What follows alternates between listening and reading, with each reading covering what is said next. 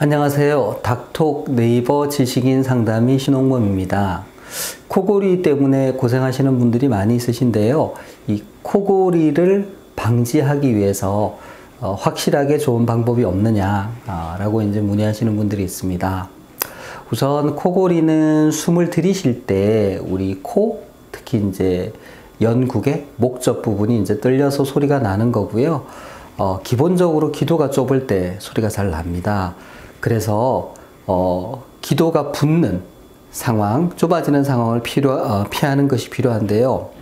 뭐 예를 들어 감기가 걸렸다든지 술을 드신다든지 그러면 이 기도 부분이 붓거든요. 그래서 소리가 나기 쉽습니다. 그래서 술을 안 드시고 또 감기를 예방하고 이렇게 하는 것도 필요할 것 같고요. 위식도 역류가 있는 경우에도 역류성 식도염이라고 해서 위산이 역류하는 경우에도 위산이 목젖 부분을 자극해서 붓는 경우도 있습니다.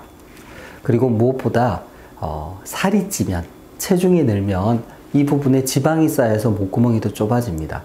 그래서 코골이를 방지하는 좀 근본적인 방법으로는 비만하신 분들은 이제 체중을 줄이는 게 도움이 되고요. 또 코 자체의 문제, 비염이 있다든지 코막힘이 있다든지 그럴 때 적극적으로 치료하는 것도 도움이 됩니다. 또 바로 누워서 주무실 때 혀가 기도를 막아서 더 코골이가 심해지거든요. 그래서 이제 옆으로 주무시는 게 도움이 됩니다.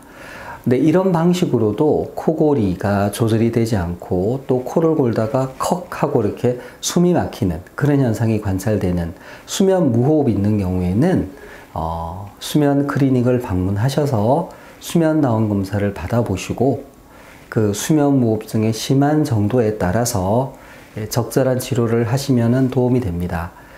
가장 안전하고 효과적인 치료로는 양압기 치료가 있습니다. 마스크를 쓰고 주무시면서 코를 통해서 바람을 불어넣어서 기도를 열어주는 치료인데요. 안전하고 효과적입니다. 또 최근에는 건강보험이 적용이 돼서 경제적인 부담이 많이 줄어들었습니다. 코골이 방지를 위해서 앞서 말씀드린 방법들을 활용해 보시고 또 그럼에도 불구하고 코골이가 심한 경우에는 수면 클리닉을 방문하셔서 적절한 검사와 치료를 받으시기 바랍니다. 이상입니다.